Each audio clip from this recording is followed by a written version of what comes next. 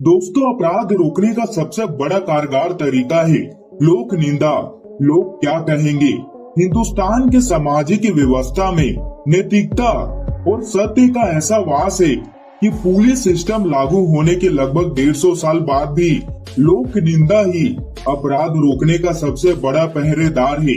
भारतीय समाज में कोई भी अनैतिक या आपराधिक होने से इसलिए डरता है क्योंकि उसे लोक निंदा का भय होता है।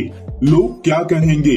लेकिन दोस्तों, बीते कुछ दशकों में उत्तर भारत के कुछ राज्यों में हिंसा अपराध को इस तरह से देखा गया है कि माफिया होना अपमान नहीं बल्कि सम्मानजनक शब्दावली का हिस्सा बन गया है। इसके सबसे बड़े शिकार उत्तर प्रदेश और बिहार है। दोस्तों, स्वतंत्रता का खुमार उतरने और सन 77 में लोकतंत्र की लड़ाई जीतने के बाद भी सामाजिक हालत में सुधार न होने के साथ ही 80 के दशक में ऐसे बाहुबली पैदा होने लगे जो न्याय और अन्याय के बीच दीवार बनकर खड़े हो गए। गोरखपुर के हरिशंकर तिवारी घोषित तौर पर ऐसे पहले माफिया कहे जा सकते हैं जिनके नाम की चर्चा अपमान की बजाय सम्मान से होने लगी। पूर्वांचल के दूर दराज गाँव में उनसे जुड़ी कहानियां इस तरह प्रचलित हुई मानो वो एक अपराधी न होकर कोई देवदूत हो। कुछ ऐसा ही बिहार में हुआ जब मुल्तान बलिया के रहने वाले कोयला माफिया सुरदेव सिंह एक नए हीरो बनकर उभरे। उनके पास पैसा था, उनका अपना साम्राज्य था और चंद्रशेखर जैसा नेता।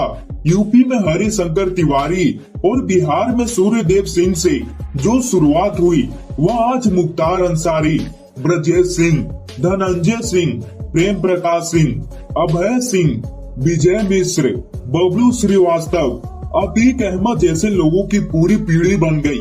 इस लिस्ट में एक ऐसा नाम राजा भैया का भी चढ़ा, लेकिन समय रहते वो राजनीति की दुनिया में चले और अपराध से ज्यादा राजनीतिक कारण से चर्चा में आने लगे। तो दोस्तों, चलिए जानते हैं आखिर उत्तर भारत में क्यों नहीं मिल पाते मिट्टी में माफिया। आखिर क्या कारण है जिससे यूपी बिहार की मिट्टी पर अभी भी माफिया और बाहुबलियों का राज है। आखिर ये बाहुबली माफिया कैसे जीवित है, तो दोस्तों चलिए जानते हैं। दोस्तों, वीडियो में आगे बढ़ने से पहले वीडियो को लाइक और चैनल को सब्सक्राइब करके बेल आइकन को ऑल जरूर करिएगा। दोस्तों, पूर्वांचल के इलाके में इन गुंडों अपराधियों को घृणा या अपमान की दृष्टि से देखने के बजाय सम्मान की दृष्टि से देखा जाता है। इन्हें देखने के लिए लोगों की लाइन तक लग जाती है। कभी मुख्तार गैंग का शूटर रहा जो बाद में उसका विरोधी बन गया। वह जब बनारस की कचहरी में पेशी पर आता तो लोगों की लाइन लग जाती थी उसे देखने के लिए। कुछ ऐसा ही हाल धनंजय सिंह का है। ये लोग जब अदालत में पेश होते तो उनके साथ गाड़ियां का लंबा काफिला, भारी पुलिस बल और उनके अपने लोगों का पूरा नेटवर्क आसपास बिखरा रहता है। कुल मिलाकर उनके आसपास ऐसा माहौल बन जाता है जैसे कि फिल्मों में ही देखने को मिलता है। एक ही रंग की 10-20 महंगी गाड़ियां के काफिले में चलना माफिया या बाहुबली होने की पहली निशानी होती है। दोस्तों, अपने आसपास 10-20 हथियार बंद लोगों को रखना और किसी खास ड्रेस कोड में ही हमेशा नजर आना इन्हें एक राजा के तौर पर लोगों के दिलों में बैठा देता है। और फिर इन सब की रॉबिन हुड वाली छवि होती है। आम तौर पर जिसे सरकारी सिस्टम में कहीं से न्याय नहीं मिलता तो उन्हें ऐसे ही किसी माफिया या बाहुबली की शरण में जाने की सलाह दी जाती है। मुख्तार अंसारी के घर को गाजीपुर में फाटक कहा जाता है। मुख्तार अंसारी आपराधिक चेहरे के उलट यहाँ सभी जाति धर्म के लोगों की समस्याओं का समाधान किया जाता था।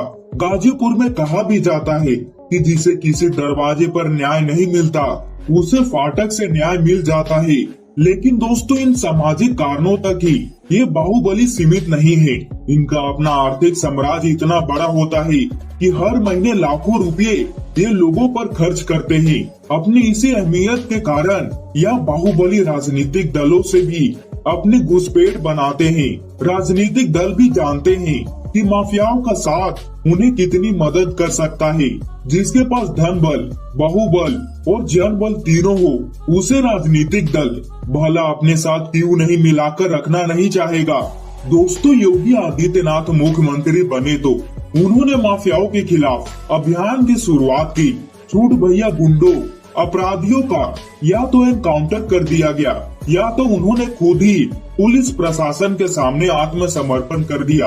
हरिशंकर तिवारी, विजय मिश्र, विकास दुबे जैसे माफियाओं के घरों पर बुलडोजर चलाने और धनंजय सिंह, अभय सिंह या फिर ब्रजेश सिंह जैसे माफियाओं के घरों को खुला छोड़ देने के कारण योगी पर जातिवादी होने के आरोप भी लगे हैं।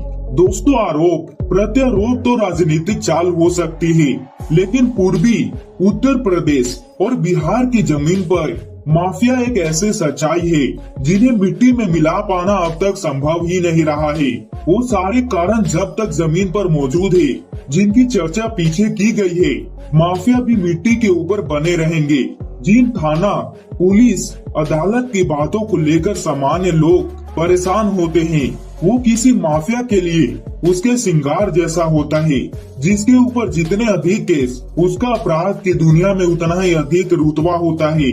जब पुलिस प्रशासन की कार्रवाई किसी माफिया के रुतबे का प्रमाण बन जाए, तो भला बताइए उन्हें कोई मिट्टी में मिलाएगा भी तो कैसे? उमेश पाल हत्याकांड को ही देख लीजिए। जिन सरबाज और आसमान को अब तक शासन ने एनकाउंटर में मार गिराया है, वो सब भाड़े के हत्यारे हैं। न तो उनके जीने का किसी को खास फर्क पड़ता है, न मरने से। जो असली बाहुबली है, वो पावर कॉरिडोर में ऐसी जगह बना चुके हैं जिनको खत्म करना असंभव भले न हो, लेकिन मुश्किल जरूर है। तो दोस्तों, आपको क्या लगता है, उत्तर प्रदेश और बिहार के माफिया कैसे खत्म होंगे? कमेंट करके जरूर बताइएगा। और दोस्तों, वीडियो को लाइक और चैनल को सब्सक्राइब करके बेल आइकन को जरूर करिएगा, ताकि हमारी ऐसे नॉलेजेबल वीडियो सबसे पहले आप तक पहुंच पाए।